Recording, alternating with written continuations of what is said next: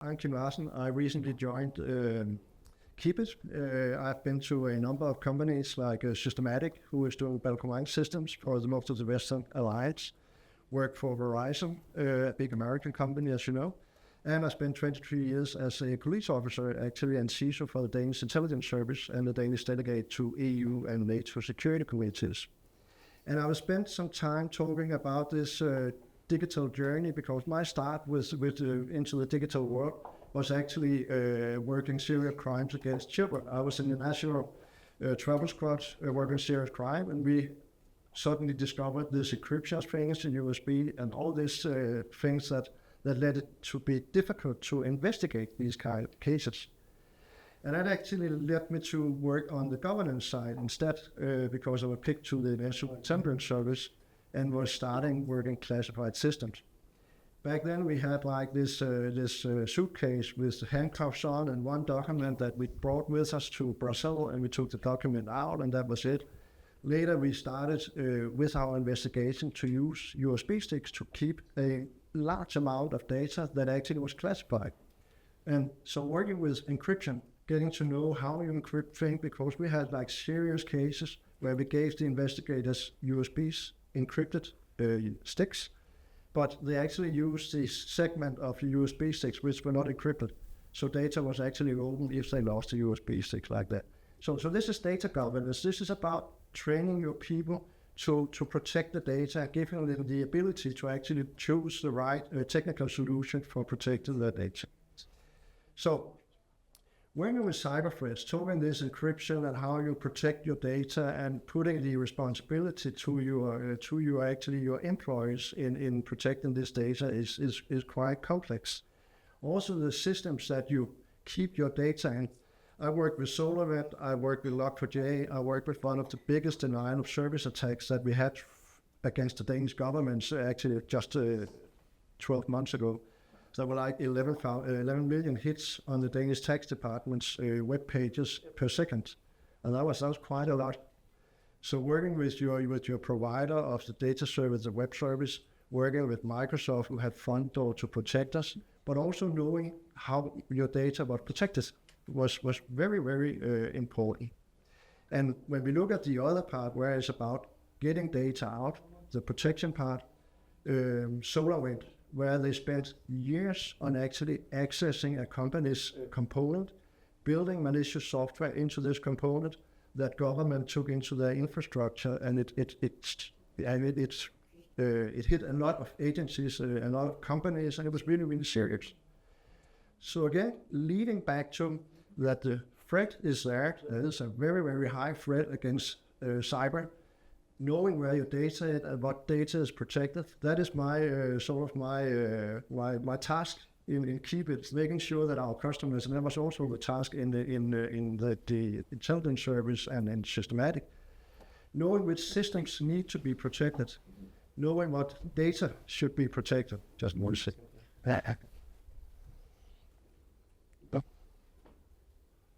It is very, very important.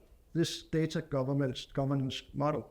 A lot of companies, or I think almost every company, have classifications. They have confidential, they have secret, they might have something else, and they have for open use. But when it comes to the understanding at the employers, how they should use it and what data should be protected, I think that varies with maturity, depending on what kind of company you're in. Yes. Don't you need the data lifecycle, because it's important that it's destroyed or got rid of when it's no longer needed, just as much as it's kept when it is needed? Yeah. The overclassification is also a problem. There should be a data lifecycle. That was something we worked with in NATO and EU a lot, the declassification of data. Because you can keep a lot, you can protect data too much, so that it gets difficult to work with. We had you talk about the need to know principle in NATO back in the days, but when you had the new countries coming in, you talked about the need to share. Because how can you know what you need to know if you don't know it? So that was very interesting, and that's also in a company, a growing company, through customers, making sure that you know what can we share, what customer data is shareable, and what needs to be protected. And it leads back to the governance model. When we talk about the NIST framework, for example, the American NIST 800 series, they talk about the identify, protect, detect, respond, and recover. That first you identify your asset. You make sure that you actually know what is protected in your company, what should be protected, the crown jewels of your company. There are, I think it's ISF who has this crown jewel exercise you can actually do to your organization, making sure that you define which system contains critical data, what is critical data, and how should you handle it. And that all leads into having the data governance model where you have defined your system, you have defined your data, you have defined what to do with that data and how to share it. Then the next part is how do you teach your employees and your co-workers to actually work with this data and to share this data so that they don't just use a Hotmail account or whatever. I'm that old, so I still use Hotmail. But that you don't use a Hotmail account for sharing. We have some tasks where we sort of make classified systems, but they were so difficult to work at.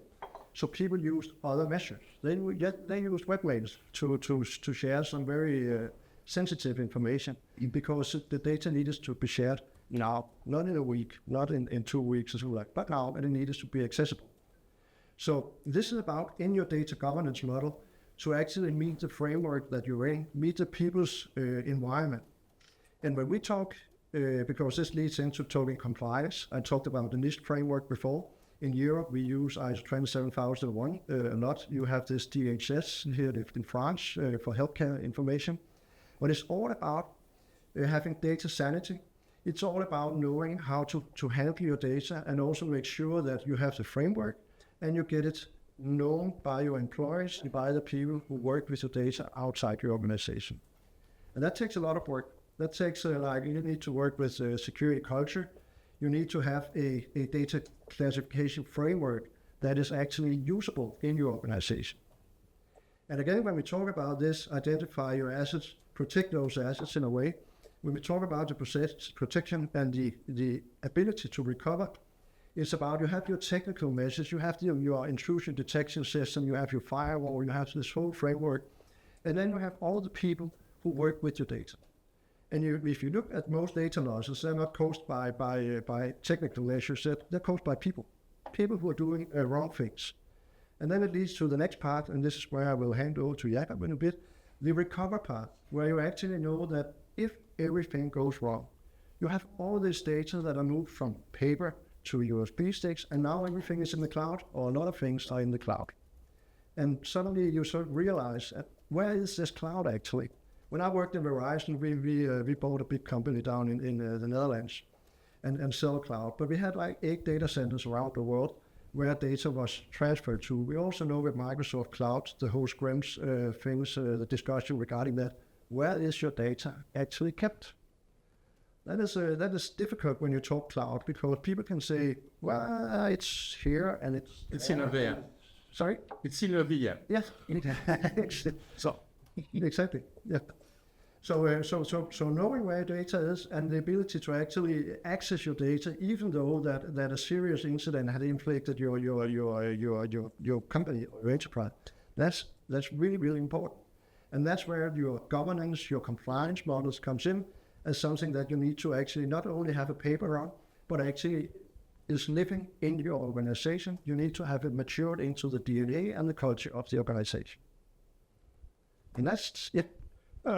You also need to keep data alive, don't you? Because if you're still in a 50-year archive, encryption that was perfectly okay 50 years ago may not be okay in 50 years' time. Yeah. So it needs to be how you the cost of re-encrypting data in the face of something like quantum computing would be a little bit. And that's something Jakob will talk about, but there's also about being able to go back. If you talk about SolarWinds, for example, the attack where you have a malicious software coming into your engine, you actually need to be able to go back in time to not 50 years, but you need to have a live data that you can actually work in, not a tape that is somewhere located in a safe somewhere, but something where you can fast go into your data, say from this date on, we know we were safe. So we can take this data and work on that. But of course, you've got the problem that you can back out your data by 6 months, but you can't back out your checks. Yeah. So if you send a check outside the borders of your company, you have to have processes to deal with how on earth do we go back in time if we suddenly send checks out. And that you need to think that into your solution, actually, both to your governance model. And think about it before it happened. The key thing surely is to think about all these things before they happen, not while they're going on. And this is exactly what I meant on the data governance model that actually meets your necessity. Not only a piece of paper or policy, but something that you test. NIS2 works on the actual testing of your ability to recover and to come back from a serious attack. Now you cannot just say that you have something. You need to show it. You need to document that you actually have tested it. And from my perspective, that's really good. It will be very difficult to many organizations because they have very old systems and very old data that they don't really dare to touch, because if I turn this off, will it ever come to life again? So you actually need to do this. So from my perspective, these two will do a lot of good things to the data protection. Amen. And then I will hand over to Jakob, who will go more into the details. On the recovery part, on backup, as a customer, when you decide on a backup solution, so now that backup got written into the law, we expect that more companies will rise to the occasion. When you decide where to store your backup, it's rather important that that place you store your backup is independent from that place where the data you try to protect are stored. And this seems like an obvious thing to state, because everyone understood that when you used to run your file server in the server room, you would have your backup system in a different room. Everyone understood this, that you couldn't keep the backup data in a copy on the same system where your primary data was. With the cloud, this is very, very complicated, because you have very few major public clouds. So 365 runs on the Azure infrastructure. If I back up my 365 onto the Azure infrastructure, and someone manages to attack the Azure infrastructure, then my backup is lost. So where do I store my backups? This becomes extremely complicated for companies, because nobody uses just one service. There's some actually rather old statistics here. It's gotten worse. So if you have about 1,000 employees, chances are that your company uses about 200 different cloud services. And there's like 3, 4, 5 major public clouds. So good luck picking a public cloud where you can store your backup. I have a question. Yes, please. Already. Please. Where are you getting these numbers from? State of SaaS Ops, Better Cloud, 2023. It's very difficult to accept that even 80 apps are being used by small companies. And how are you counting these apps? Yeah. I actually don't know how. I don't know the details of how they counted. We have some updated numbers that show roughly the same, slightly larger numbers. They are from an American identity provider. I know they are, but I mean, you're asking us to accept that the 10,000 person company or even the 200 person company is running 80 different apps. Yes. You don't see that? Well, it's almost impossible to manage 80 different apps. That is true. No. I know that's what your premise is on, but show me the 80 different apps, because it's hard to buy into. And when you're looking at a 10,000 person company, to say that there are 400, let's call it 500, you said you have updated numbers with higher numbers. What are those 500 apps? And who's using it? Who's managing it? Yes. Who's controlling it? Yes. Who's dealing with all of the security as well as GDPR and so forth? Yes. Plus, hang on, we're not quite there. Plus, a 10,000 person organization is probably going to have some cloud infrastructure, plus probably some level of on-premise infrastructure. For a 10,000 person company, there's at least 2 or 3 different offices around the world. Yes. I struggle to count 410 500 apps. Yes. Yes. Because if that's the case, Yeah.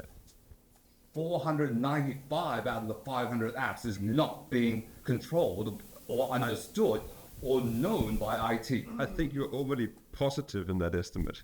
So Then show me the 500 apps. Yeah. So but the situation is terrible. Management-wise. So this is people deep down in the organization can very easily just swing a credit card and buy a service, and that is not centrally managed.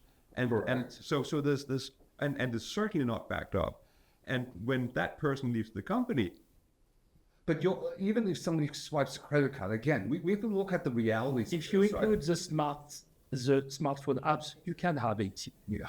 Okay. No, but There are SaaS too. That's a And you fair, have to manage them. Okay, that's actually a fair comment on the mobile phones, right? But are those mobile phone apps related to core apps online? Let's say Microsoft 365, for example, you want to use that example. That is controlled by central IT. Yes. Right? But I'm going to come back to this idea of swiping a credit card and getting an app, and when that person leaves, etc., right? They still have to get access to some degree of corporate data. It's in many cases, right? As soon as they do, they're touching IT. And the first reaction, why do you say, you're shaking your head? You can take Salesforce. I'm sorry? Salesforce. It's usually managed by RevOps and SalesOps. And I can tell you, IT are really far from what they do inside the product. And they manage their data, they create their tables. Okay, and that's IT fine. are far from there. Okay, but and you RevOps, for example. Well, Salesforce is a major SaaS application. Many apps application in Salesforce, 10 or more apps in I'm not disagreeing with it. I'm not disagreeing with you at all. But as soon as you get to a major app like Salesforce, RevOps, whatever ops you want, somebody has an understanding of security at that deep level. Supposed to know. Then you're making way too many assumptions here. And if you want to convince me of what you're selling here, and you've got that many variables and that many assumptions, it's very hard for me to digest. Then you also have a shadow. I'm not taking that away. Not even taking that away. I'm just looking at right now. You want to mention core apps. You want to mention 365. As soon as you touch these major apps, I don't care how small your app is, that's going to touch that data. And at that major level of apps like Salesforce, somebody has to know something. You've got to connect to it. Sure. And somebody's going to be alerted. Hang on a second. Who's giving me the security to do that? Right? And as soon as you touch that, the argument goes away. Yeah. So actually, with SAP, you've got Concur, Ariba, SuccessFactors. SAP. It means that already in this kind, just in the world of SAP, you've got 4 SaaS applications with 10 of modules. But Plus this way, you add your bring your own AI, where people are using ChatGPT somewhere, TurboScribe, all these kind of things. We are really, really quite near these numbers. we can take this offline, guys. But the way Because it's got the same with Workday, Salesforce. All connected Don't to major HRIS. Right, guys, sorry, So- this is very, very interesting, but can we give... That's what I'm saying. We'll take it offline. Yeah. I'm actually not trying to tell you these numbers. No, that's fine. I understand. I'm not saying take this offline. But all I'm saying is you're giving us a number which you need to help me justify because it's very hard to consume. Yes. And when you talk with Okta and all these single sign-on services, ask them how many applications they have. This is also something we see inside Intra ID, because we can see all the applications related to the tenant of the customers, and it's really close to that. But you can't rely on somebody else's numbers without justification. You want to give me that number? Show me at least a bunch of them. Okay. Can we move on? Yes. So, Thank you. thank you. So let's at least agree that there's a lot of people who use Salesforce, G Suite, and 365, and that covers the 3 major public clouds, so G Cloud, Azure, and AWS. So where would you put your backup data? we made the controversial choice at the time where we started up the Keepit in the form that it is today. So in around 2012, 2014 time frame, everyone would say that if you're starting up a company with a cloud service and you're not going on public cloud, you have to have your head checked. We decided otherwise. So we came from a background in hosting also, so we were not alien to the idea of running our own infrastructure, and we chose to do that because it solves precisely this the risk management problem for the customer. We remove the problem of where can I put my backup data, because by running our own infrastructure, we can absolutely guarantee that this will not be the infrastructure that runs whatever primary data you protect. So a little bit about the background of the company. I'm waiting towards the time, but you will tell me. Yeah. So a little bit about the background. So we actually I started working with a CEO actually back in the late 90s. We had a hosting business, so we had web hosting, so B2C, B2B, so small business web hosting. We went into co-location and managed hosting. We also had a software company, so old school selling licenses for proprietary software that we had built. We wanted to combine that. We wanted to combine the hosting and the software development. So around 2008, we started with the idea of making a backup service. This was intended for consumers. Everyone knows someone who lost their wedding photos, and everyone knows that the DVD you put in here, the sunlight is not going to save you. So we wanted to make a service where we would run the infrastructure and customers for subscription could get their home computers protected, basically. Best idea since sliced bread when we asked people. Then we built the thing, put it into the market, and no one wanted to buy it because it should be free, of course. And things like Dropbox happened, which is not backup, but it's good enough. It's much better than the DVD that doesn't work. So we had to pivot. We could also see that we had chosen a tape storage backend, which seemed like a good idea when we did it. We could see that we could not make the tape storage do what we wanted a cloud service to be. So we wanted to back up enormous data sets, and we wanted people to have this online instant access to everything. So you can browse your data online, you can click on a file, it will download immediately. And that is just not really something we could do with the infrastructure we had. So we made the choice to scrap everything and start from a clean slate. So I will go into more detail on the platform, and please ask, just interrupt me with questions when you have any. Don't worry, we are not shy journalists. Yes. So yes, the workloads. Let's talk more about them offline. We support 8 workloads today, and that is clearly not going to cover this, especially now that companies we expect will be waking up to this fact that we actually have a large number of workloads and we do need to protect them. So a lot of these actually contain data that is important to our company. We must protect them. 90% of all of the customers that are using Microsoft 365 today, so 90% of Microsoft's customers on 365 have no backup. It's not just that they don't use Keepit, they use nothing, which is wild when you think about it. And for whatever the numbers are here, I think anything other than the 365 is most certainly not going to be protected in very many places. So there's a huge challenge, and yeah. I guess you could suggest that if you don't bother to back it up, it's not that important. Yes. Perhaps you could get an efficiency by not processing it. Yes. How do you manage to tell them that OneDrive is not a backup of the 365 data? How do you explain it to the people? So when people started moving into the cloud, they knew that we used to run the mail server, we used to run the backup system. This is all very annoying and complicated. Let us move the mail server into the cloud, and let's forget about the backup, because probably Microsoft does something. And No, but even the personal user, yeah, you know, by default today, when you've got a Windows 10 or 11, everything is already sent to the cloud in OneDrive yeah, by default. You have, if you want to change it, you have to configure it.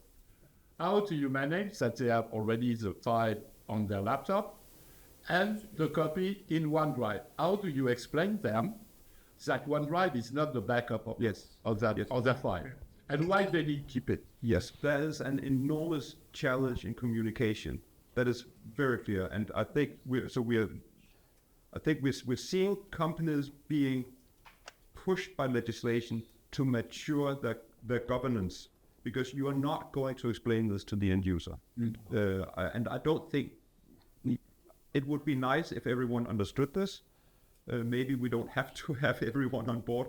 Maybe if at least the governance part of the company understands it, they will make the policies, they will put systems in place. But you are right. Our job is to educate the market, and we use the information provided by Google, Microsoft, Salesforce, and so on. It's written black and white. The user, so the customer, is responsible of his data. You take the matrix of responsibility, you can search the matrix of shared responsibility for Microsoft, all of them, and they have the document, and it's really clear. But most of the customers don't know that. There is a confusion that, like it was in the past, about redundancy and backup. Redundancy is not the backup. And there is still the same confusion. So the story is the same again and again and again. Yeah. Yes. But that is a challenge. That is why we go to events like this. So currently we have the 8 workloads. We are moving Keepit to, we are trying to position us as a platform generally for SaaS data protection. So we are moving to support a lot more than the current 8 workloads that we have, because we want to help companies cover the majority of these workloads that they have, which means we have our work cut out for us, because that means probably supporting thousands of all of these services that are coming up. Okay. But that is our direction. To do that, there is two ways of it. Or you expose an API and the people of have to work on the API and do the job. Yeah. Second, you develop by yourself a kind of workplace of connectors. Yes. Which way do you choose? Right now, we have an efficient way of adding new connectors, and we are building them initially. We want to see this working. We want to have experience with this. It is very clear that there is future potential for, you could imagine maybe a marketplace, maybe you could have third parties develop this, or maybe we could provide the tools for the actual cloud service that are starting up to integrate with Keepit. So when the next Monday or Workday or whatever starts up, they would have the tools they need to launch into the market with a supported Keepit backup. This is, the future is hard to predict. So right now we are building them, and then we will see. No, because I ask that because when I see the number of applications, it feels that there is also plenty of vertical applications which are very specialized. Yes. And not so much spread. Yes. It means that you have industrially to have connectors for very specific things. Yeah. And maybe it's not. It will have a cost, and not maybe the rentability to have the possibility to run. Yes. To be rentable on that on this connector, because specific slides Salesforce plenty of companies. It means it will be rentable to develop it. Yes. And a specific one in a factory. Yeah, you could imagine providing the tools so the customer would be able to either do it themselves or hire a consultant to actually develop this for their, maybe as an in-house application that they want protected. So you could imagine doing something like that. It means that in the roadmap you will provide a kind of SDK for API? You could imagine something like that. So I could imagine. You could imagine that, yes. I mean, right now we need some form of tight control over this initially to get the experience to mature this, and then we will see. Could you envisage using generative AI in Copilot-like entity to use the connector for a customer? It's all development work in customers, isn't it? Yes. So what their own IT department hard pressed. Personally, so large language models or neural networks are extremely poorly suited for logic, so deduction. So when Deep Blue beat Kasparov, there was not a neural network inside. It was a different type of AI. So I think there's definitely potential. So there are some standards for how you document your APIs, and some service providers use those standards. And if you use those standards, then I could certainly imagine that you could build an AI that would look at the documentation and generate data for it. I don't think it would be a large language model. Yeah. And also there is two aspects. So collecting the data, so doing the backup, let's say. It's something where you have a REST API documentation, Swagger, and so on. So you can imagine we can do that. But to restore information, this is another story. Because, for example, you take Entra ID, when you want to restore a user, you cannot reuse the same user ID. You have to take a new one. So as soon as you take a new one, you have to take all the elements and objects related to these users, now connected with these users. So the challenge is not really to collect the data. It's much more, we can give back the data. And also, you will see in the platform, we're able to search because we understand the logic of tables, objects, and so on. We know what is a list of users. We know in the users what is the email box, the list of emails. In the emails, we can see the list of attachment. And after that, we know the type of document and so on. So we can search, preview, and so on in the data model of the application. Are you saying that connector has to cover the restoration side Yes. as well as backup side? Both. More difficult than just sending a backup off to the organization. Yeah. That's why it's much more data protection and with the understanding of the logic of the application and not only taking a copy. I think you have a major problem getting customer adoption. Because if you're saying to your customers and to other customers that if you are now going to adopt service now you never have before, then you have to write this connector to get the data backed up or some of it. Oh, we have to provide it. Yeah. And the customer's going to say, what? SaaS is supposed to be easy. I'm not doing it. No, so we I don't know. I think that's a misunderstanding. We're not asking anyone to write any connectors. No. You were. You just said No. write connectors. They will be. So that was for the so we are making the model now where we can more rapidly grow the number of workloads that we support. Yeah. If a customer has an in-house workload, for example, or something that we don't support for one reason or another, you could imagine in the future we will provide the ability for the customer to have that developed. The main stage that you provide. Yes, absolutely. Yes, yeah. Just to be sure, when you say workload, you say an application, or you say an application on a virtual machine, or you say a virtual machine? What do you? A cloud SaaS. SaaS only. No. The workload you SaaS. Yeah, Only SaaS. so No VA, no hotel. Okay, only SaaS. Okay. Yeah. Yes. So it's a SaaS workload. Yes. So it's to say you have all the contextual application information, open the data, you say. Yes. So the connector will be very difficult to develop. It is, and we are very good at it. I know. So But it's if you want to let somebody to develop, it's very good. Yes. For you, it's simple. For them, it's complex. Actually, so some of the things. I mean, so let's talk about that. Something like Microsoft SharePoint is a legacy service that was moved into the cloud. Yes. Never meant to be in the cloud. We use, I think, 4 different APIs for pulling data out of SharePoint, and it's wild. We are extremely good at this. So we see, in working with throttling, you have to build up this knowledge base of when we start to get these types of internal errors from this subsystem inside SharePoint, what that actually means is that we should be throttling over here instead, and things like that. And that it has taken years to to build up this knowledge base. I think we know more about SharePoint performance than Microsoft. I'm going to make a comment. This is not a question. So somebody, Bertrand said that there are apps on your phone, right? There are 400 different apps. You're saying that that needs to be backed up too, because that's all part of these SaaS apps that aren't getting backed up. Chris made a point that you have to create these, just like the customers have to do this. At the same time, you make the point that a lot of these are shadow apps, or somebody made the word shadow, which aren't being monitored by IT. Yes. We've got three variables here that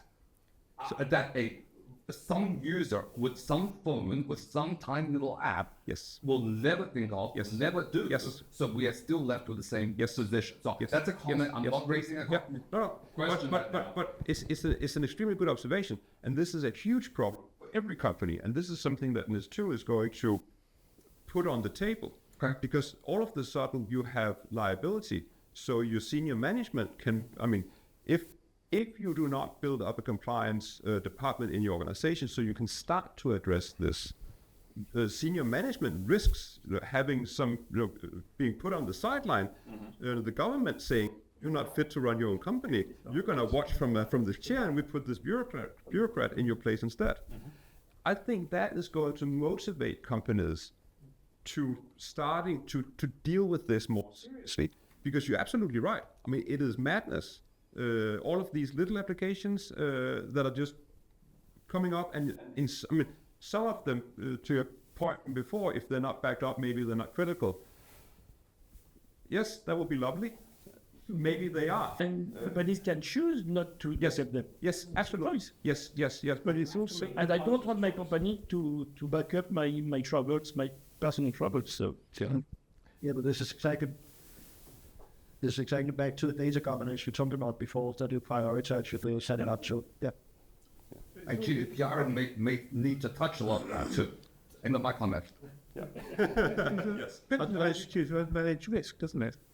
If a company likes unmanaged risk, it will do things that most companies don't like unmanaged risk because it's put down to us. True. I'd just like to pin you down, if I may, regarding the work you will do for a customer. Now, you provide customers service of all sizes, small ones, big ones, enterprise companies, etc. So just to confirm, if they're going to sign up, presumably, a 2-year contract to use your service, you will write the APIs for them to connect their specific workloads, which you may not have come across before? No, I doubt that. You mentioned connectors and stuff. Yes. We offer these 8 connectors today. Yeah. We will be rapidly growing that number, and we will be looking at what do we mostly see used in the market that we address, and then we are going to work really hard on addressing the majority of those. That is the plan now. That's how we grow in this. So we want to have one solution that should fit most companies really well. So that it's chicken and egg. It's not a case of them saying we've got this workload. You're gonna write the connector for me. It's only the only workloads when you support you will write the connector. When Walmart calls and says, we'll have 1 million seats for you. Yeah. So just add this one. We'll have a conversation, of course. Yeah. But our business model is not to do custom in-house software development for individual customers. Our business model is to provide a SaaS data protection service for the masses, for the majority of. Pre-integrated, so there is nothing to do with open APIs. You will see it during the demo. Yeah, there is nothing. Yeah. The generic, you can't do a generic API. No, but Sometimes. Yes, true. But there's a lot of commonality in dealing with throttling and spurious failures and all of these time-consuming things, and we've been doing some clever work to benefit from that. On the platform, we're on the second slide now. On the platform, what we realized was that we are going to have to store an enormous amount of data, and we're going to have to keep it for a very long time. And from the hosting business, we know that when you buy a really large and expensive storage system that especially supports replication or multiple data centers, which we also need, that system is going to be expensive, and it's going to fail eventually. And since it's enormously complicated, the failures will be enormously complicated too. So we didn't want any of that. And we also knew that we would have to scale horizontally. We would have to add systems and systems and systems. And this would have to work together. And we would need to support it for many, many years. We have customers that pay for 100 years of retention. And we're not going to have a 100-year-old storage server sitting in a data center. So what to do? Tape. Yes. Yes. So yeah, good luck finding a reader for a 100-year-old tape. Or paper. Yeah. So we since we started from scratch anyway, we designed a storage system for the purpose of storing backup data over a very long time on commonly available hardware. So we designed it for spinning disk. The model is going to work just fine when flash gets to a point where that is going to be viable. We designed basically a file system for the purpose of storing backup data. With this specific use case in mind, we knew that we needed replication over multiple locations. We knew we needed to spread large data sets over many individual systems. But a lot of these problems are enormously difficult to solve in a general purpose storage system, which is why they're really expensive and fail in complex ways. We don't need to delete individual objects. We don't need to modify objects because this is backup. These are the big and hard problems in distributed systems and in file systems, and we didn't have to solve them. So we managed to build a file system where we control we run on. So this is Oscar. He works in the data center. These are current generation storage servers from Keepit. So today we use Dell hardware. It could be anything else tomorrow. These are simply disk chassis, so JBox, simple disks in the chassis, and then a 1-unit server for every 2 chassis. We control how we write the objects individually on the disks. So we do the packing of the objects, particularly on the individual disk locations. We do the error correction codes. We do all of this management, which means we are able to completely control. So there's a lot of performance compromises, so performance and efficiency compromises that you can make on a storage system, and we are able to tailor this exactly to our needs. So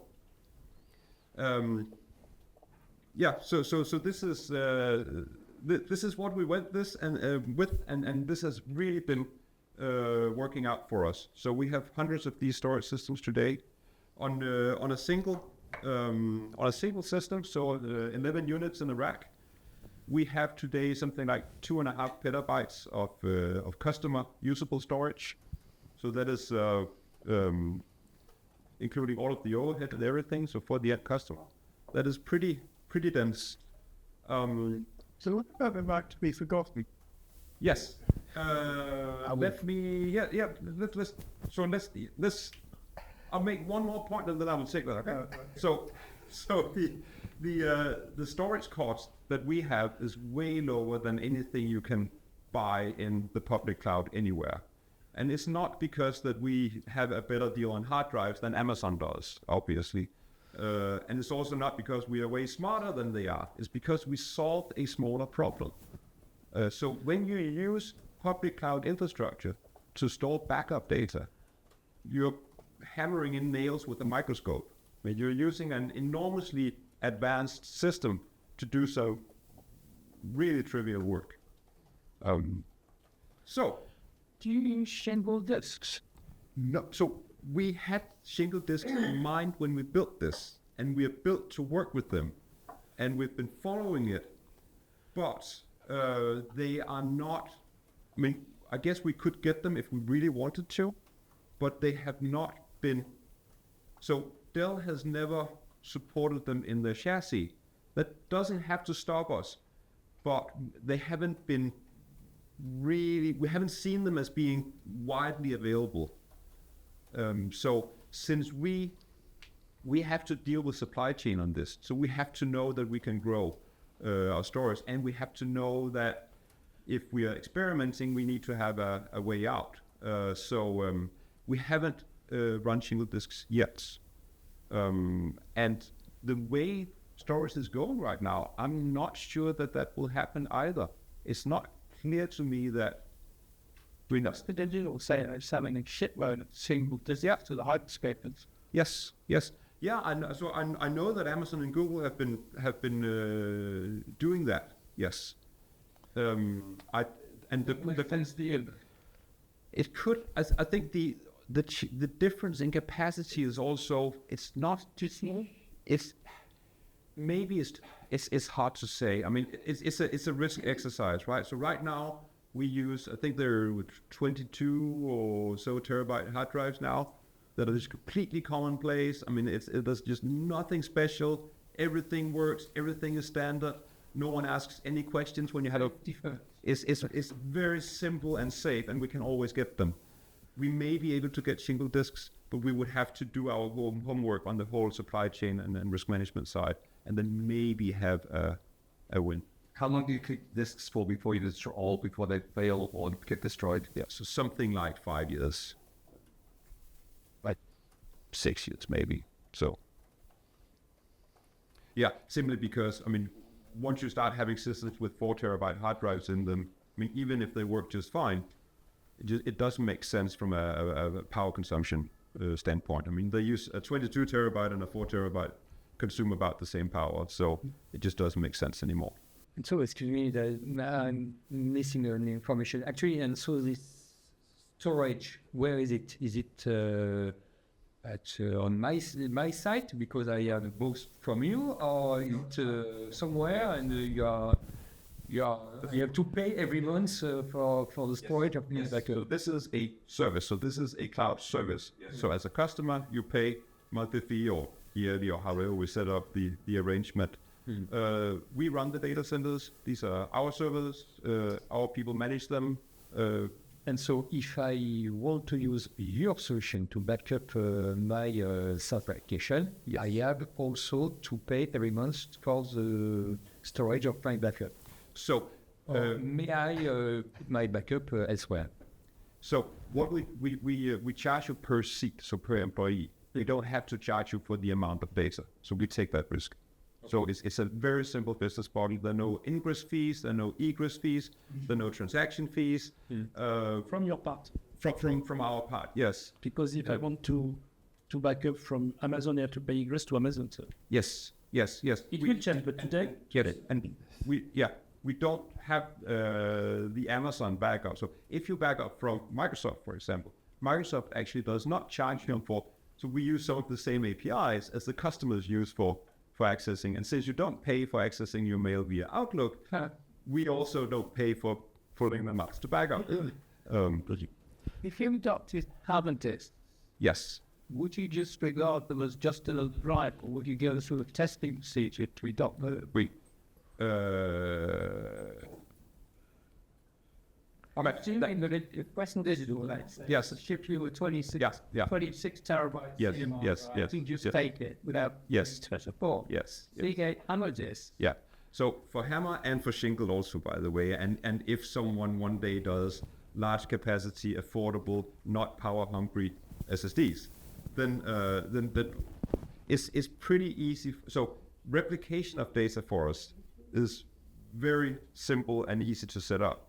And what we could trivially do is, instead of running our 2 sides, on one of the data centers, we could set up a third mirror of the data. So we could actually run a system in full production where if it blew up spontaneously, then the other 2 would just continue going and there would be no issues. So we could test it in a production setting without actually having any risk.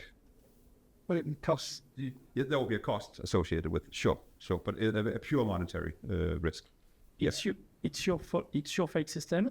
Yes. But for application, you use your technology or a third technology? Sorry, for HA. How you know? That you use your own yes, solution. yes, Okay. yes. So we do replication at the object level. it is. It's not only a file system; it's a distributed file system. It's so actually so the file system is actually it is so there's one storage volume on one storage server. One namespace. Yes, and then there's exactly, and then there's an API. And the namespace could be geo distributed. And yes, because what happens is that in the higher layers have misinformation where they say that data for this customer can be on these 5 systems, and then then they will simply communicate with these five systems to work with that customer's data. So the individual systems are relatively simple, and there's no complicated communication mechanism between them, which means we don't have complicated cluster failures of this sort. The replication is done, the data is set to both sides. So it's more red-like. Yes, it's sent to both sides, and then there's It's not a happening, it's direct copy. Yes, Direct write. Yes. So there's a direct copy of the object, and then of course the systems will pack that individually on the disks as they should. Okay. And then there's an asynchronous replication. So in case that one side is down, and we do writes, You don't have to rebuild. we don't rebuild. We just replicate the object that went up here. So it's very efficient. Yeah. There was the right to be forgotten question. Yes. I should not forget that. So and yes. Slide 3. Yes. Jacob, Yes. so that is 36 slides. Yeah. So I will just quickly jump through the RTBF, and that's completely that's a very good point. So we the RTBF. So the position that there's two conflicting articles in the GDPR on this. First of all, you must be able to remove, under certain conditions, you can have the right to be forgotten, so your data must be removable. On the other hand, you must be able to recover from accidental deletion. Okay. So what if you remove someone by accident? The position that seems to be adopted by everyone right now, and I don't think it has been properly tried in court, but the solution that everyone seems to be going with is that you must remove the data from your primary systems. And then you must make sure, you must have mechanisms in place to ensure that you do not accidentally restore them from backup back into the primary systems, but you can keep them in backup. So what we have done then is, some companies would just keep a list of, I have to remember not to restore this file, which is not very manageable or reliable. We have automated that list, so you can mark data as RTBF data in Keepit, and then the system will, if you try to restore it, the system will say, no, I cannot do that for you, and then an administrator with the necessary rights can go in and then change the marking, so that if someone compromised your backup system and went in and said, let's remove everything because of RTBF, then you actually have a way back. You can't just do the one click and then go compromise the primary data. You can't just remove the backup in one click. You said your administrator or the customer? Yeah, the customer, yes. Can you process the backup? Because I can think of reasons when you might want to do a demanding job against a backup rather than against the live data. Yes, and so that's the thing. So we have APIs available for this, and you can do this. It's not something that we're monetizing at the moment, so it's sort of free for you to do at the moment.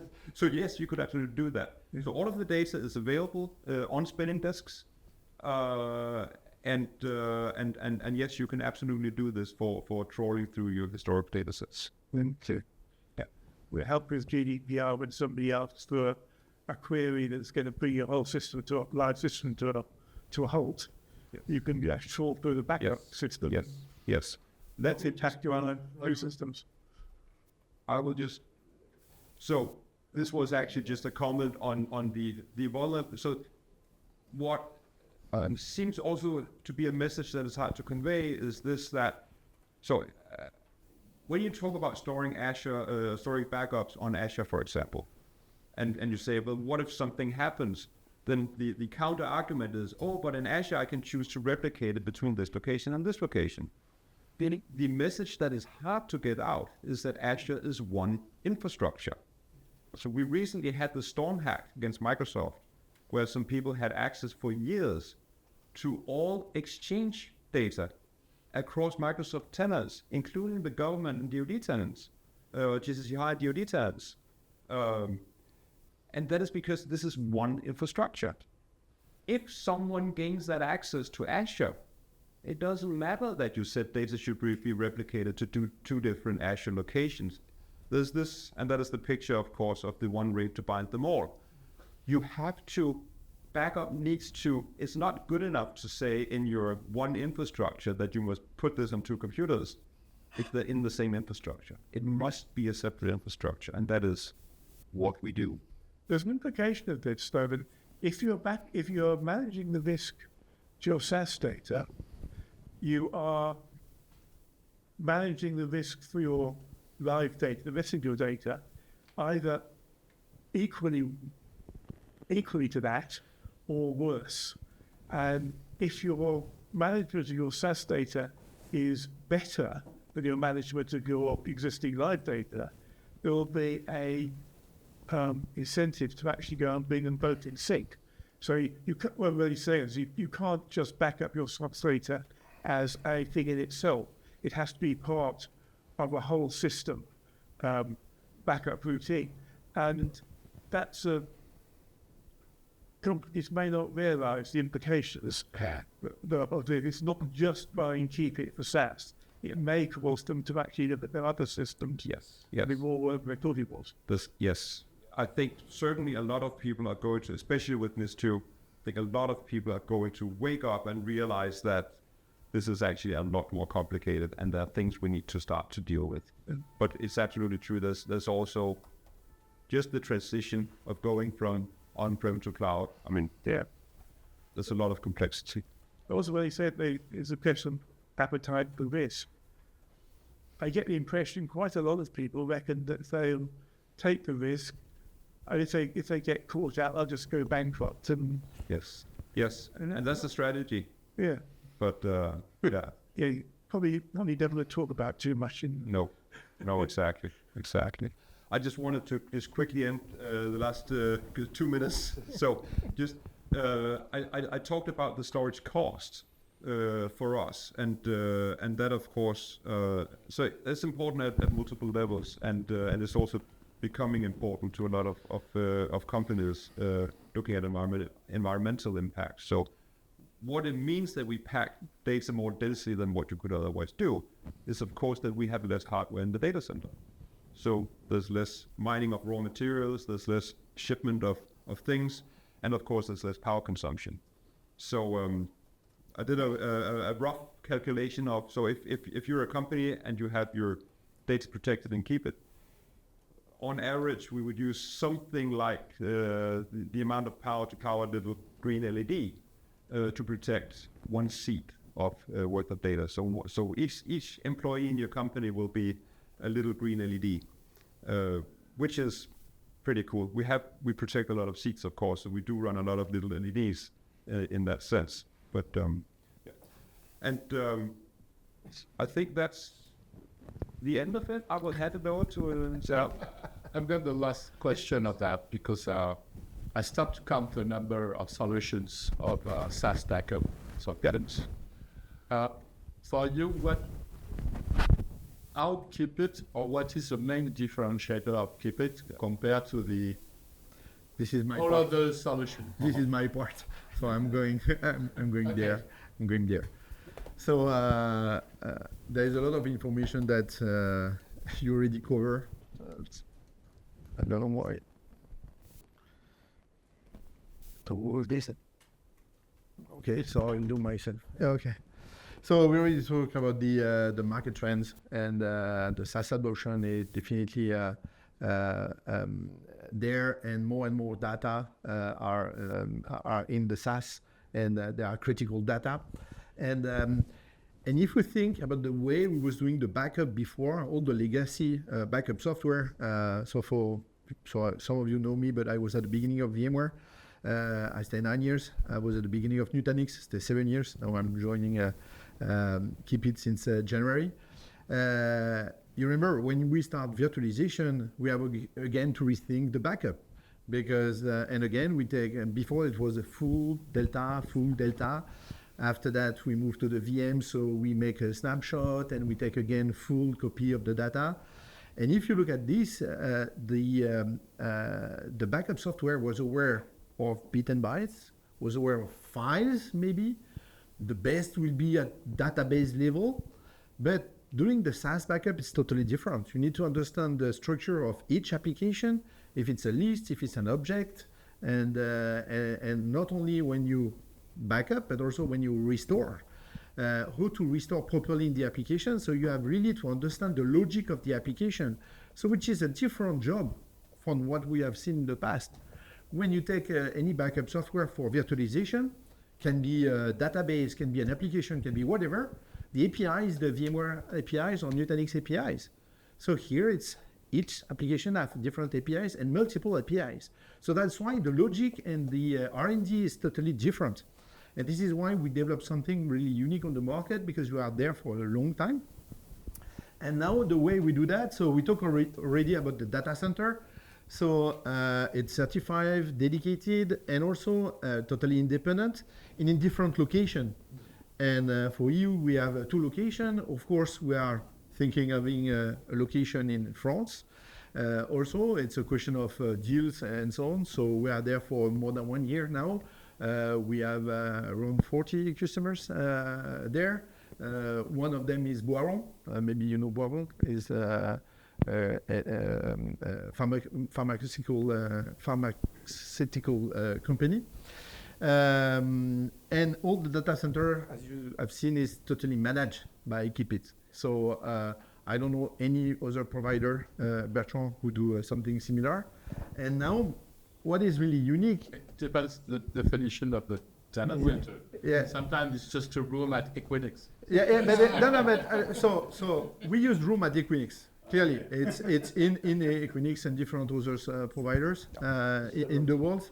But the point is that for each location there is 2 data center, and the point is that we not only have 2 copies, we have 2 copies per data center. So we have always 4 copies.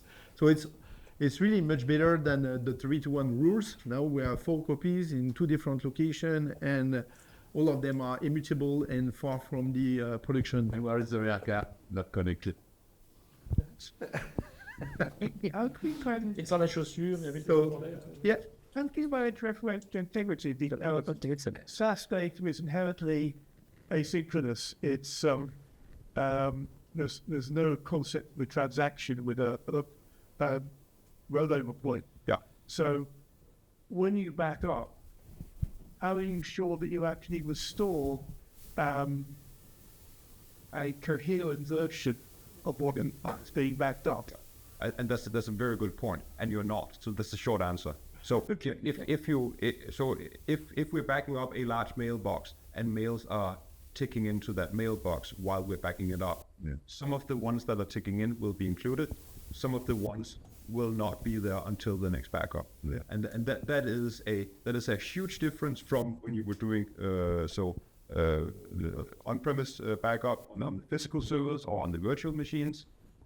This is the nature of so none of the cloud services that we're aware of at the moment have been built with any thought to backup. No one has not. So that means that when you build the application, you need to think about remediation.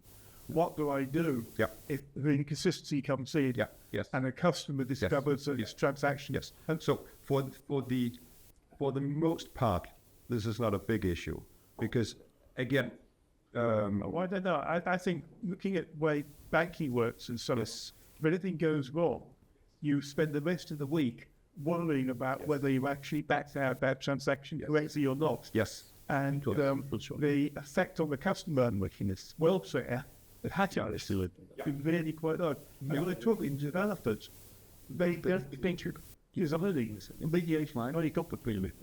And they never think about designing of the next or what the newest. It's something, Yeah, but it is. I mean, backup is different on the SaaS data side of things. There's no question about that. So you have to build into applications the fact that it may have been covered, and it may not be in the same state as it was before, but it's recovered.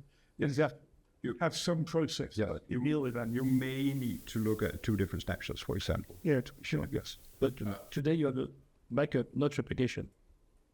Yes. Yes. And are you looking for application, or it seems to be too complex? No, we protect the data. Yes. It's not a synchronous replication. No. Because to have synchronous replication, the application need to tell you that they are writing something. Remember, we use REST API, so we check. But for the most part, A lot of compute. Too expensive. Not the point, because it's in my gray area, but I got some bad memories about some kind of product, Carbonite or whatever, because it takes so much time to back up the first time. The first time. How it takes for Keepit to back up the first time. So it's outside. It's out of our control, because limiting factor. Depends on the volume of data you want to back up. It does, and the property, yeah. So we do have some. So we have some numbers. We can send those numbers to you. We have some onboardings of large customers where we have some practical numbers that you can see that this is possible. There's always the little asterisk, because so especially going back to. Could agree, but till this moment, maybe we could have some accelerators or some way to make it quicker. No, but SMBs and let's say commercial accounts, usually it's okay. As soon as we touch really large accounts, we need to define some priority. So, for example, SharePoint, which one are really mandatory, and which is the others that can take 1 year waivers. Because I don't know if you know SharePoint, but it's really a mess. Any company we address is really a mess. That proliferation is incredible. Nobody knows how to clean the house because they don't know what is important, unimportant, and so on. So we have to do this exercise as soon as the volume is high. But as soon as you set up a connector, I will show you. As soon as you start the backup, you will see at which speed it's going. And so you can make the decisions, okay, hold on. We have to rethink that. We need to organize a little bit different connectors, or just doing the first one with a less number of SharePoint, and after that increase. So there is different strategy over there. But it's definitely a challenge because of the REST API shortage. We actually presented with Porsche at a Gartner conference last year. So Porsche Informatik is a customer. They have, so maybe I shouldn't say the wrong numbers, but I think it was something like a petabyte of data, and it was something like a few weeks for onboarding. Right? It was a good onboarding. So they didn't have any significant skeletons in the SharePoint closet, which some companies have. So it's just incremental. Means that you can choose the increment. Yeah. But as soon as an object, we capture an object. The second time, first we try to not ask for the same, if it's possible, and if it's not possible, we don't store again because it's already there. So you find the pace of refresh. So you mean each time you want to do the backup? So we do twice a day, but you can add manually, or you can automate with API. But by default, we set up two for. What is the minimum? There is no minimum. The question is the window of the backup, meaning that if you start a new one and the first one is not finished, it doesn't work. So we will wait and reschedule and so on. And also we do a scheduling between customers and so on, because we have dedicated line to Microsoft. So we, depending on the workload and so on, we rebalance to be the more efficient as possible. And the 8 connectors you have, it's on the same account, or can I have 8 accounts for each? As you want. Because if you want to schedule differently. Yeah, or also you can have, so there is multiple options. Because some of Microsoft, some of Salesforce are not the same.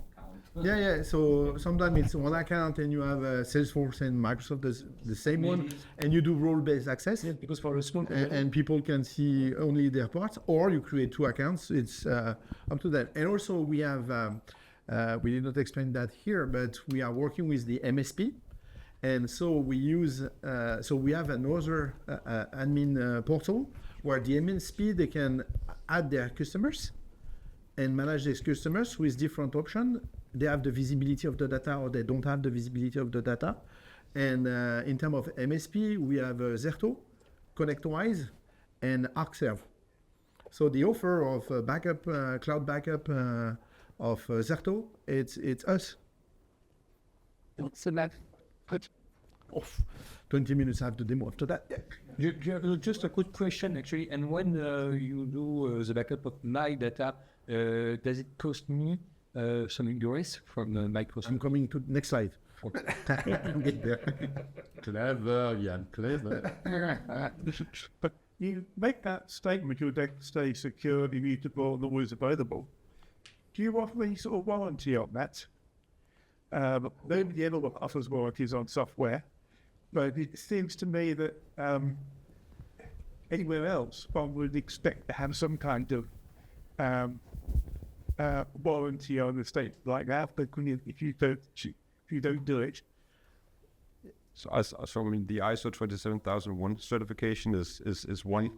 So document that at least where we are audited against. And so we state we do a certain number of responsible things that we should be doing, and we get audited on that to keep us honest. I feel a warranty can't work because you can't ever give a warranty for the consequential damage. So you just go broke and go bankrupt. And There is some, so I don't remember in the contracts, there are, so depending on region, there is some sort of liability and some insurance and there's something, but... And by design, the file system, you can add data, you cannot delete, you cannot change. The function doesn't exist. You take S3 is a configuration, and the software, don't allow you to do that. Here, it doesn't exist. There is no way to do it. I mean, I would think in terms of better insurance deals, if you use your solution, an insurance company might be prepared to give you a much better insurance against failure, heart failure. But it'd have to be a lot often a specific thing. You couldn't just assume you could negotiate that. Are you looking at anything like that with insurance companies? We actually had one. So in the old Keepit, so before the rewrite and repositioning, we actually had, so some of the success we had was precisely for a software insurance for small businesses or data loss insurance for small businesses, where the insurance company would require that they had attempted to do backup and they would be offered the use of Keepit for that. There was no requirement that they specifically use Keepit, and of course they would only need the insurance if the backup didn't work. Yes. But yes, in that sense, we were part of an insurance model. We do, as far as I know, we don't have anything like that. No, today. No, but it should be. Good idea. Opportunity. As a customer, you might expect something like that because you want to share risk with that software vendor. So because we understand the logic of the data and so on, the content is indexed, so you can search in it. And also, I will show you, we have direct access because there is no cold storage. Everything is spin disk, so you can access any version on any file in your backup. And now the economic model. So important, it's based on number of seats, meaning users per application. It's not based on the storage. So over the time, if you take any other solution, the cost of the storage will increase. But the point is not only that will increase, is that someday someone will say, okay, we need to clean the house. But usually nobody knows what they have to remove. It's again back to the governance. They don't know what they have to remove, what they have to keep, and so on. So here, it's much more easy because as soon as you take the subscription of Keepit, it's based on the number of users that you have, and you don't pay for departed users. If someone is leaving and you have someone else taking the job, and you have 1,000 users, you pay for 1,000 users, whatever they leave or they come, and so on. So it's really a different business model, because really the complexity is on the R&D and so on. All the effort on the economic models is to cover and follow up properly these APIs. Microsoft can change in one day their APIs.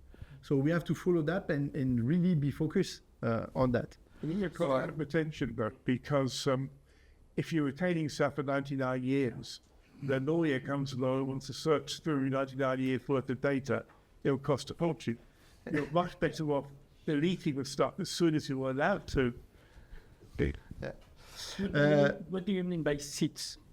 Seats is one user, one application, One human, It's unlimited volume. unlimited volumes. not on seat, but Yeah. Quick question here. If a customer uses a lot of contractors, right, they may have a lot of turnover of users. I'm going to create an example. Let's say they use I've worse than that. We have university.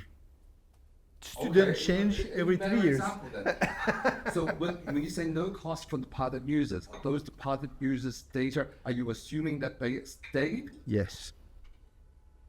Light was a little for you. Okay, that's fine. Second question is the light green that you're showing with cloud storage. Are you showing the cost of storage or seats? No. It's if you take a cloud SaaS solution who store where the backend is in the cloud, the cloud storage will evolve over the time Because of the retention, storage. the cost of the retention. So, but you're calculating your part on seats. Yeah, So whatever the storage. you've got a chart that shows two different y-axes. One on the left-hand side is seats, but the cloud storage is But the actual cost. storage. It's cost at the end. Seats is cost. It's €2. This is cost. Where again, This is cost. At the end, it's cost. So the cost is flat and also very predictable. And you have a number of licenses on Microsoft or Salesforce. And you know exactly how it will cost for you with Keepit and forever. So it's for seats and for workload. Yes. By If you have 2 workloads, you buy the seats for each of the workloads. And there is no egress cost as soon as you restore. just to be sure about egress cost, are we talking about the egress when the data is leaving Microsoft to go to your platform? Or are we talking about the cost of the data I am restoring from? It's on our platform. And after that, it depends on the SaaS vendor. Okay, so I ask again the question I had previously. So when you back up my data from Microsoft, let's say, I have to pay Microsoft something because the data are extracted from Microsoft. For Microsoft, no. Because the APIs are the same as Outlook or SharePoint or these OneDrive users already. Microsoft is not Yes. a good example. Salesforce, yes. Salesforce are Salesforce. Okay, And they will make their money. okay. We invested a lot in making sure that we do the minimum number of API calls, It's okay. so that the cost burden on the customer is as small as possible. And we have mechanisms in the configuration where you can say that if I'm at 50% of my API call limit, I want you to just go slow on the backup, or wait with the backup. So we have mechanisms in place to deal with that. But yes, on an onboarding of a Salesforce tenant, you may need to, for that month, buy some extra API calls to make sure the onboarding is smooth, for example. Do you have price comparisons between your own SaaS backup services and other companies like Philippa or Hunty? We Anything revealed? no. But There's in no- principle, man, No, but how would you compare? Because they do capacity. but the cost of onboarding, setup, and so on, immediately you are. That's why the graph start here is much more to start. It's much more much more expensive, because if you take my team, I run the solution engineer, so the pre-sales in the world. I have 6 SE in the world for all the sales team, and on the sales team, I don't know, we have 100 people. So it's really the onboarding is not the question. It's only on large customer where we have to figure out, okay, what is the strategy, because the onboarding will be difficult because they have too much data, they don't know what they have, and so on. But for most of the others, it's straightforward. We have partners, so we have in France we have SCC, Composite and some IT. In Germany, we have Bachelor. Stop you.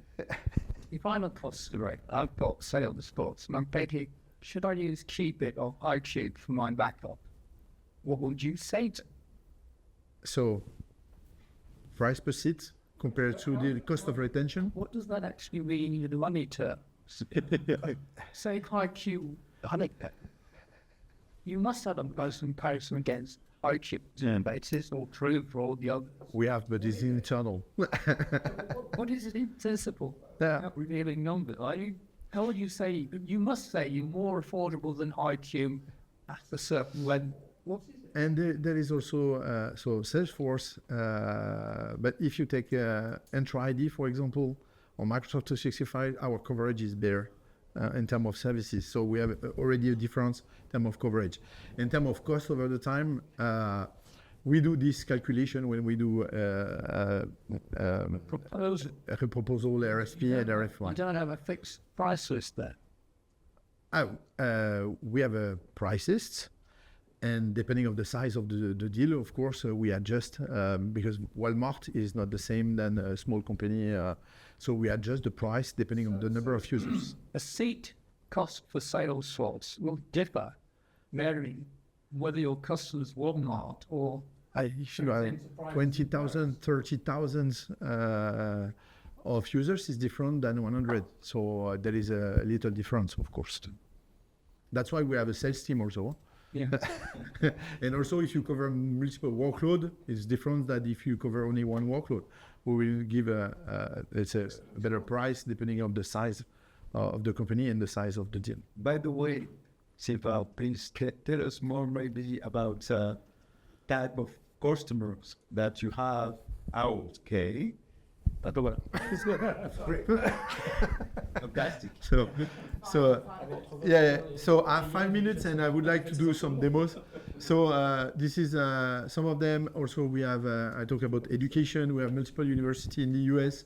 There is no specific vertical because it's everybody use Microsoft 365 or Google Workplace. So we didn't talk so much about them, but all the companies have one of them.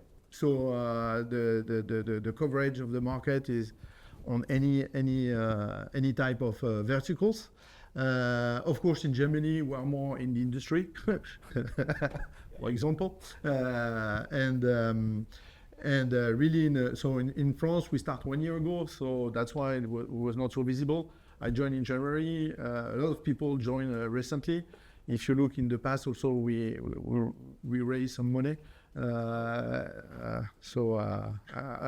will not enter into the financial part, but look at the past of Nutanix. So this is really the time to grow, and I will go for the demo. So I will need the seat over there. How much data do you have on the management? No, all those things.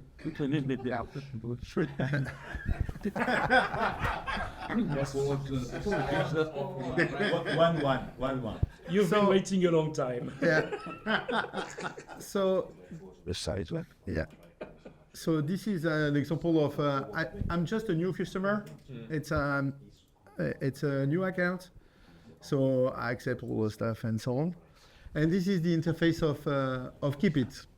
So here, Every time you will add a connector, it will be here. yes, on this interface. Okay. Okay, I will show you. So this one is no. No. I will show you after that. So if you go to connector over there, you can stay there, or you can add connector over there. And yes, on this one there is only 5, but it's a demo platform just to show the beginning. So really to connect a new tenant, there is some action to do on Microsoft side. So you check that is done. You assign a license and so on.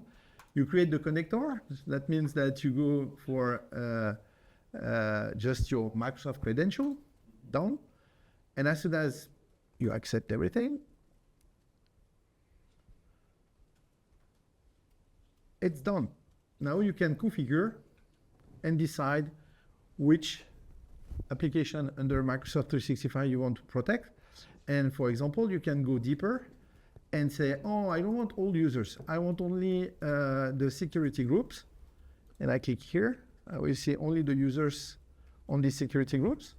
Also, and this is your question about to be consistent between the application. Here you can say, okay, but I want to be consistent between Exchange, OneDrive, Teams, because as soon as I have the users, I want to be sure that I had all objects related to sometimes to these users.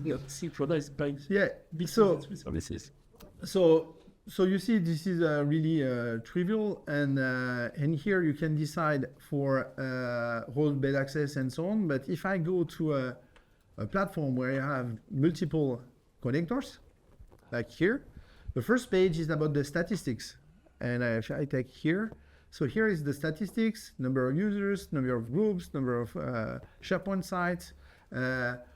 We did multiple jobs, 14. The backup is in progress right now, since 40 minutes. And if I want, I can go here to Job Monitor, and I can see the previous backup and so on. So now, if I go inside the connector, you see I have exactly the structure of the application. If I go to users, and I search for someone, so Megan. So I can find my user, and here I can see, let's see his email, and I go to inbox, and I see the email over there, and also I can see what was deleted in the mailbox here, and I can recover deleted emails. Okay. If I take an email, I can download the email, or I can share the email. So I can generate a link to this email. And this is really important because sometimes people say, I lost my email. You restore the email, say they still don't find it, just because their mailbox is a mess. Yeah. So here you can really send them a link, and so they can see their email. And if I do that here, with an expiration date, I can protect with a backup. And this start on your data center. This is, yes. So it's not just a connector, actually. You code a complete new application for every SaaS application because yes. And so if you give the link, this person will see the content immediately. When someone sees this is a read request to the object storage service from before. So this comes directly from Spender. So as a user, I can download this file and import it in my Outlook or my... Yes. If the link could also be to the whole mailbox and to the whole OneDrive, and you can go back in time and say, I'm sending you a link to your OneDrive from 2 years ago. And then the user can browse that and see if they can find what they are looking for. Yeah, or of course you can move in the past to find the snapshot where the data was and so on, and choose the date and so on. And what happens is here, you can also share a folder. So let's say create. So I copy the link, and here I'm like the end users, and I can see all the documents. So that's why it's not only backup and restore, it's also the ability to navigate into the data, to preview the data, because you can really see your PowerPoint or your document like Word, Excel, sheet, and so on. So you can see really your document, you can preview them. So that creates something really new in terms of services, because we have the granularity and we know what are the objects that we are protecting. Yes, but it's fantastic for those 8 first application you have. But how are you going to grow in the future? Because I don't know how many time you spend to develop those 8. It's very important to understand that everything you see here is the same for all of the workloads. So we have a platform that does the storage, the search engine, the browsing functionality, all of these things. These are platform features. If we can add something that pushes your data into the platform, all of this will work on that data. So the only thing we have to build is this ingest of the new workload. As soon as we put it into the system, everything else works. Here I'm on Zendesk, so it's ticketing system. So I go to the tickets, so I will see the preview of the tickets ideally. Yes. And for example, here, custom fields are something built by the users. So we don't know. So because we don't have the structure, we find a way to make it human readable. And so after that, you have the standard, which is the data model that are really the base for everybody. So you have the content of the tickets and so on. And here you have the custom fields, so you can understand that. And after that, you can restore the tickets. So for each application, we really go as deeper we can before the customization. And if there is customization, we try to find to be human readable, like the JSON, XML file, and so on. So you will be able to see if it's what you are looking for or not. And the viewer seems to be the same, so you develop a viewer for each workload. This is something where, so if we were to support the Fuchsia 3D, Yes. maybe we would not immediately have a 3D viewer for the CAD models. I mean, so many workloads have text, images, simple documents. That's And so you can restore, And then you can import.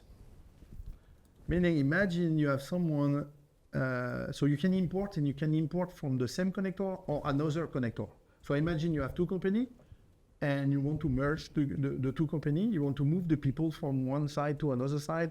They have their SharePoint and so on. So you can backup SharePoint on one side and restore on the other side.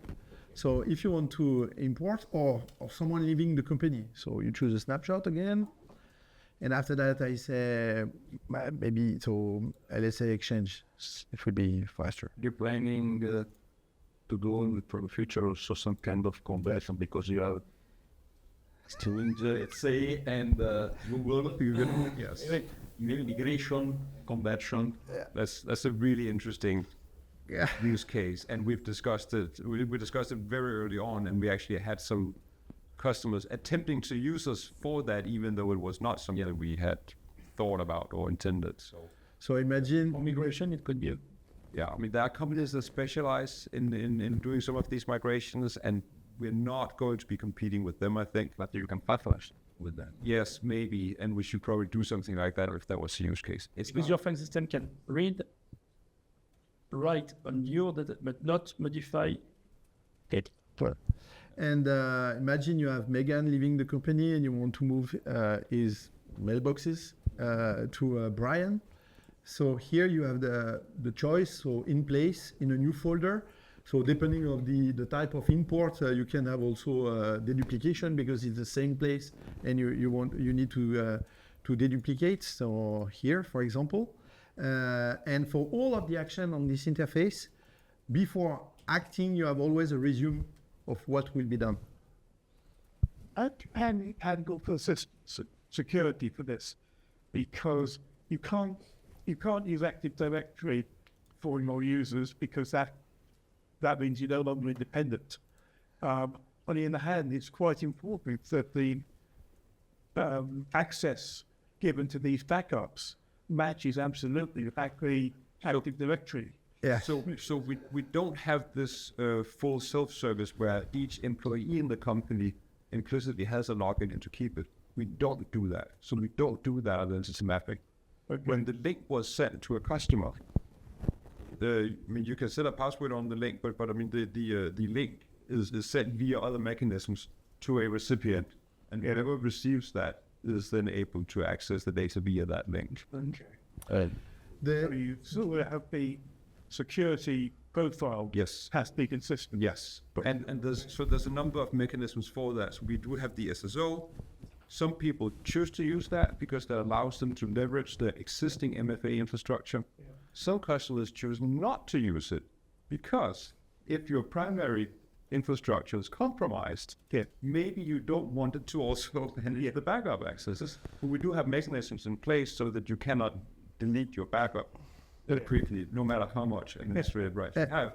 But still, so there's depending on who the user is, depending on how they want to manage the risk, they can choose us. But the ultimate thing is there is no substitute. Eventually, you have to have somebody who thinks about things and manages the risk. Yes. And you can't have any sort of automatic defaults somebody has to actually think about issues. Yes, so we need to start wrapping up. The Keepit team will still be around over lunch, so you can carry on asking questions then. But conscious of the fact that they've been going for a while, you guys need a break, they will still be here. So see that, do you want to just finish off a couple more? That was just one thing is the right to be forgotten. So if you go to any documents, folders, or anywhere, so let me give me someone, let's say Megan. I didn't show you the full search, but imagine I go to OneDrive, documents, and I say, oh, okay, she don't want to share his image over there. So I can say, so you see there is leaf over there. So if I go back here and I search for leaf, search, I can find it, okay? If I go back and I say here on image, assign right to be forgotten. So let's say data tree. Next, assign. So here, image, I cannot access it anymore. And if I search again for leaf, I will not find it anymore. And if I go here, I can see that here there is a command test A3. So this folder was in the list of right to be forgotten over there. And only the admin can remove the right to be forgotten. So you can browse all the backup, All the data. You can browse all And you the data. can really look at any part, at any place of the hierarchy. File system. Users, folders. Can spy everybody. You know, in those days, everyone is talking about AI, analytics.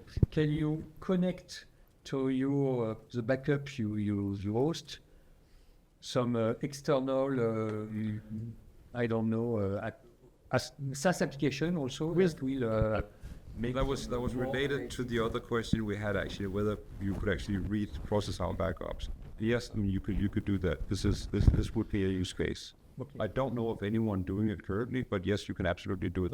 We can do it at the moment. It doesn't exist, but it will. It's accessible. It's accessible via REST API. We have the APIs for it, so you could do it today if you have the use case. We don't currently monetize it either, so right now it would be free for you to do.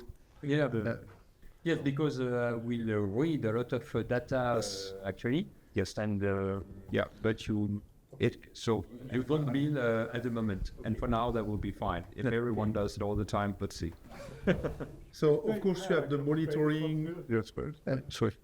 And of course you have the monitoring, all the audit and so on. So any action from anyone. So when I share the document and so on, and I'll access the document, everything is in audit log. And again, the audit log is immutable because it's the same storage. But you have to be So that's the smartphone app.